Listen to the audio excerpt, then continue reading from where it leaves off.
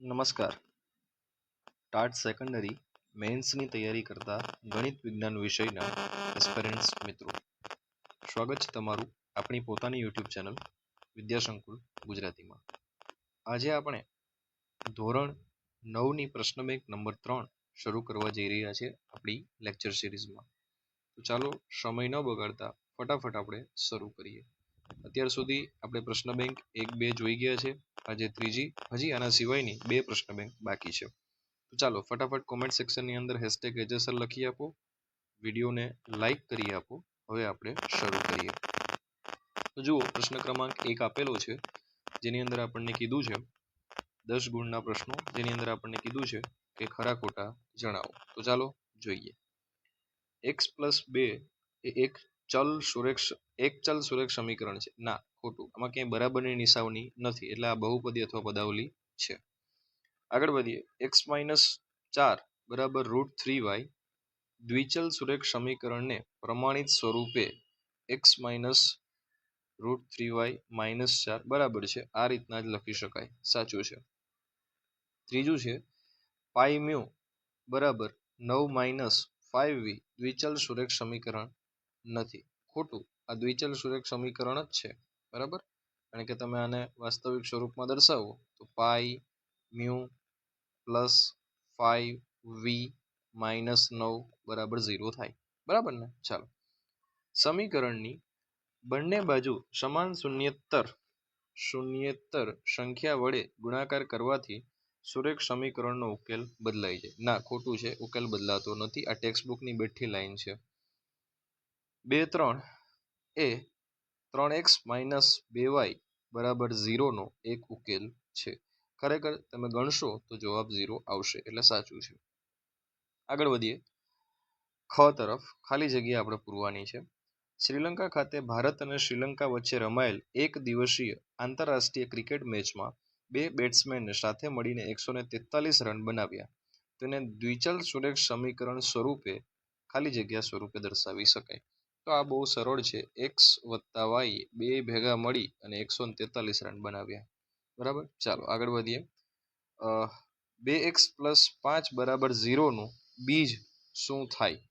તો x બરાબર 5/2 પણ તમે લખી શકો, બરાબર. x બરાબર આવું લખી શકાય, x બરાબર 5/2, બરાબર. પ્લસ સામેની બાજુ જશે એટલે માઇનસ થશે, એટલે આવું થશે -5/2. અથવા તો તમને ન મજા આવે તો આવું પણ લખી શકાય, -2.5, બરાબર. આ રીતના પણ લખી શકો. હવે આગળ વધીએ. ત્રીજો પ્રશ્ન. 5x - 3y બરાબર 4 ને પ્રમાણિત સ્વરૂપ ax + by + c બરાબર 0 ના સ્વરૂપે લખો. તો c બરાબર શું આવે? અચળ સંખ્યા -4. જો x + y બરાબર y - psi 11, માફ કરજો, ઉકેલ હોય તેવા ખાલી જગ્યા દ્વિચલ સમીકરણનો ઉકેલ કેટલો હોય ભાઈ? અનંત હોઈ શકે. કેટલો? અનંત. એટલે જવાબ પણ શું આવશે? અનંત આવશે. ચાલો, હવે આપણે વિકલ્પો પસંદ કરવાના છે. જો x બરાબર 3 અને y બરાબર -2 એ સમીકરણ x - ky બરાબર 5 ના ઉકેલ હોય તો k ની કિંમત તમારે શોધવાની છે. માત્ર કિંમતો મૂકો, ગણતરી કરો, બરાબર. જવાબ આવશે વિકલ્પ બી, એટલે કે 1 આવશે. 3x બરાબર 5y નો એક ઉકેલ શું મળે? તો એ આપણને મળશે c, 0, 0. પ્રયત્ન કરી જુઓ. ત્યારબાદ ત્રીજા નંબરનો દાખલો આપણને કીધો છે. જો 2 - 2 એ kx + 3y બરાબર 4 નો એક ઉકેલ હોય તો k ની કિંમત, તો x અને y ની કિંમતો મૂકો. 2 અને -2 આપણને આપેલી છે, તો આપણને જવાબ મળશે 2 અને 7. એટલે આપણો જે ત્રીજા દાખલો છે એનો જવાબ આવશે 5. ચાલો, ત્યારબાદ ખાલી જગ્યા એ સમીકરણ 2x + 7y બરાબર 28 નો ઉકેલ નથી. શાંતિથી ગણતરી કરજો, તો કિંમતો મૂકતા એટલે જવાબ આવશે 2 અને 7. પાંચમો દાખલો છે. y બરાબર 2 ને દ્વિચલ સુરેખ સમીકરણના પ્રમાણિત સ્વરૂપમાં ખાલી જગ્યા સ્વરૂપે દર્શાવી શકાય. તો જો આપણને x આપેલો નથી તો આપણે લખવું પડે 0x એવું લખવું પડે, બરાબર, કારણ કે આપણને આપ્યો નથી. પ્લસ y આપેલા છે અને બરાબરની સામેની બાજુ 2 છે, એને બરાબરની આ બાજુ લાવવા પડે, એટલે -2 બરાબર 0. એટલે આપણો જવાબ બી આવશે. ત્યારબાદ દ્વિચલ સુરેખ સમીકરણને મેં હમણાં જ કીધું ઉપર તમને અનંત ઉકેલો હોય છે. ટેક્સ્ટ બુકની બેઠી લાઈન છે અને આ આઈએમપી પણ છે. ચાલો દેન આગળ વધીએ 7મા પ્રશ્ન તરફ.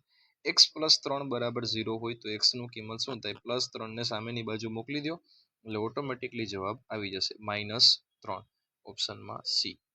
દ્વિચલ સુરેખ સમીકરણ 5x + 2y = 10 ને y ના સ્વરૂપમાં જો આપણે દર્શાવીએ તો આપણને જવાબ મળશે y = 10 - 5x ના છેદમાં 2, કારણ કે 2 ગુણાકારમાં છે, સામે જાય તો ભાગાકારમાં. ચાલો 9મો પ્રશ્ન મિત્રો આપેલો છે. 9મો પ્રશ્ન, જો 2, 5 એ સમીકરણ x + y + k = 0 નો ઉકેલ હોય તો k બરાબર તમને શું મળે?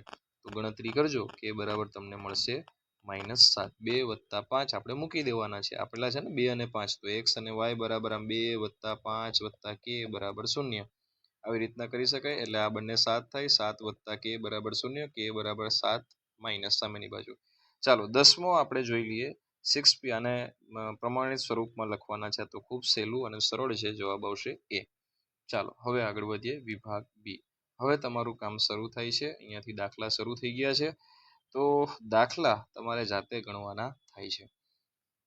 મિત્રો હું તમને ગેરંટી આપું છું કે તમારે માત્ર ટેક્સ્ટ બુક કરી લીધી હોય તો આને એક વખત રિવાઇઝ કરો, આને ગણી કાઢો. આનાથી વિશેષ તમને પરીક્ષામાં પૂછાય એવી આશા હું નથી રાખી શકતો. બરાબર, એટલે માત્ર તમારે એક વખત આને રિવાઇઝ કરવાનું છે. બરાબર, ચાલો ફટાફટ સ્ક્રીનશોટ લેવાનું શરૂ કરી દો અહીંયાથી. બરાબર, અને તમારે ખાલી સ્વરૂપે દર્શાવવાના છે, કાંઈ નથી કરવાનું, માત્ર આને તમારે આ સ્વરૂપે દર્શાવી દેવાના છે. બરાબર, પેલો દાખલો જુઓ, ઇટ ઇઝ ટુ ઇઝી. આમાં કશું કરી લેવાનું છે નહીં. જેમ કે પેલું છે -2x + 3y બરાબરની સામેની બાજુ આવે એટલે -6 અને બરાબર 0 ગોઠવાઈ ગયા. હવે આમાં a, b અને c તમારે કેવા હોય તો પેન ચેન્જ કરું. -2 એ છે, આ b છે, આ c છે. બરાબર, -2x એટલે. ચાલો હવે આગળ વધીએ મિત્રો. એવી રીતના 5 = 2x ને પણ તમે દર્શાવી શકો. જુઓ અહીંયા y આપેલો નથી એટલે પહેલા તો આપણે લખીએ 2x આપેલા છે, પછી y આપેલો નથી તો શું થાય? +0y થાય. હંમેશા પ્લસની નિશાની મૂકવાની અને બરાબરની સામેની બાજુ c છે એટલે આ બાજુ આવશે -5 = 0. લો આ થઈ ગયું. બરાબર, આ રીતના તમારે દર્શાવવાના છે અને આના 2 માર્ક રોકડા થઈ જાય. ચાલો હવે આગળ વધીએ. પહેલો પ્રશ્ન પછી બીજા પ્રશ્ન. આવી રીતના તમારે દરેક ને સોલ્વ કરતા જવાના છે. આવા કુલ આપણને 2 માર્ક્સના અહીંયા સુધી 7 સુધી તમે સ્ક્રીનશોટ લીધો હોય, માફ કરજો 7 સુધી, તો નીચેનો સ્ક્રીનશોટ હવે લઈએ 8, 9, 10, 11 અને 12. બરાબર, જોઈ લ્યો. ચાલો ફટાફટ તમે સોલ્વ કરતા જાઓ અથવા તો સ્ક્રીનશોટ લઈ લ્યો, પછી આપણે આગળ વધીએ. બરાબર, ચાલો. તો એમાં 12 સુધી હતા. હવે 3 માર્ક્સના પ્રશ્નો શરૂ થાય છે. બરાબર, એટલે પહેલા આપણે વિભાગ એ શરૂ કરી દઈએ. આપણો ચેપ્ટર ચેન્જ થાય છે, રેખાઓ અને ખૂણાઓ. ચાલો ફટાફટ આગળ વધીએ. તો પ્રથમ છે 30 ડિગ્રીના કોટિકોણના પૂરક કોણનું માપ શું થાય? તો 30નો કોટિકોણ આપણે શોધવાનો કીધો હોય તો આપણે શું કરીએ? 90 - 30 બરાબર શું થાય? 60. બરાબર, હવે પૂરક કોણ એનો કેટલો થાય? 60 જ થાય. 60નો પૂરક કોણ કેટલો થાય? 60. તો 60 180 માંથી બાદ કરો, 180 - 60 તો જવાબ કેટલા આવે? 120. એટલે આપણો જવાબ આવશે ડી. ચાલો, ખૂણો એ અને ખૂણો બી એકબીજાના કોટિકોણ ખૂણાઓની જોડ છે. ખૂણો એ જેમ ખૂણો બી બરાબર 4/5 હોય તો ખૂણા 1 નું મૂલ્ય કેટલું થાય? બરાબર, તો તમે ગણતરી કરશો આ જવાબ તમને મળશે 40. આગળ વધીએ. બે સમાંતર રેખાઓને કોઈ છેદિકા છેદે તો તેનાથી બનતા પૂરક કોણની ખોળના ખૂણા પણ એકબીજા સાથે કેવા હોય? સમાન જ હોય. ચાલો હવે ખાલી જગ્યા પૂરીએ. જો બંને ખૂણાઓના માપનો સરવાળો 90 થાય તો તે બંને ખૂણાઓ એકબીજાના કેવા છે? કાટખૂણા છે. કેવા છે એકબીજાના? માફ કરજો, વ્યાખ્યામાં એવું કીધું જો બંને ખૂણાઓના માપનો સરવાળો ઓકે તો આ બંને એકબીજાના કોટિકોણ થાય. માફ કરજો, આ બંને એકબીજાના 90 છે ને કોટિકોણ થાય. ચાલો ત્યારબાદ જો 3 કે તેથી વધુ બિંદુઓ એક જ રેખા પર ન હોય, યાદ રાખજો, તો તેવા બિંદુઓને ખાલી જગ્યા કહેવાય. અસમરેખ બિંદુ કહેવાય. કેવા બિંદુ કહેવાય? અસમરેખ બિંદુઓ કહે છે. પરસ્પર છેદતી બે રેખાઓથી બનતા અભિકોણ પણ કેવા હોય છે? સમાન અથવા સરખા હોય છે. ચાલો ત્યારબાદ વિભાગ બી તરફ 2 માર્ક્સના વ્યાખ્યાઓ પૂરક કોણ અને કાટકોણની. પૂરક કોણની વ્યાખ્યા બોલો જોઈએ. જો બે ખૂણાઓના માપનો સરવાળો 180 થતો હોય તો તે બે ખૂણાઓને એકબીજાના પૂરક કોણ કહેવાય. કાટકોણની વ્યાખ્યા શું થાય? તો જે ખૂણાનું માપ બરાબર 90 ડિગ્રી હોય, કેટલું? 90 ડિગ્રી, તો તે ખૂણાને કાટકોણ કહેવામાં આવે છે. ચાલો સ્ક્રીનશોટ લઈ લ્યો ફટાફટ 8ની, પછી બીજાના આપણે લઈએ. બરાબર. ચાલો નીચે તરફ આપણે જઈશું તો 9મા નંબરથી આપણે સ્ક્રીનશોટ લેવાના બાકી છે. હવે મિત્રો દાખલા શરૂ થાય છે અને આ બધા જ ટેક્સ્ટબુકના બેઠા દાખલા હશે.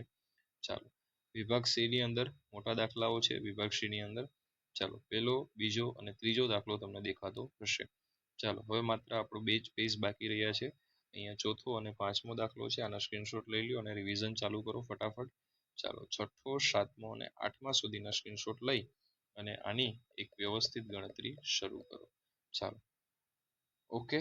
ચાલો અને આ અંતિમ તમારે સ્ક્રીનશોટ લેવાનો થશે હવે આના પછી. બરાબર. ચાલો ડન. અહીંયા વિભાગ ડી શરૂ થાય છે. 4-4 માર્ક્સના મોટા દાખલા. 1 થી 3 દાખલાના પહેલા સ્ક્રીનશોટ લઈ લ્યો, જેથી લાસ્ટ અંતિમ સ્ક્રીનશોટ અહીંયા લઈ શકાય. તો મિત્રો અહીંયા આપણી પીડીએફ અને આપણા આજનો લેક્ચર સેશન છે એ પ્રશ્ન બેંક નંબર 3 માટે પૂર્ણ થાય છે.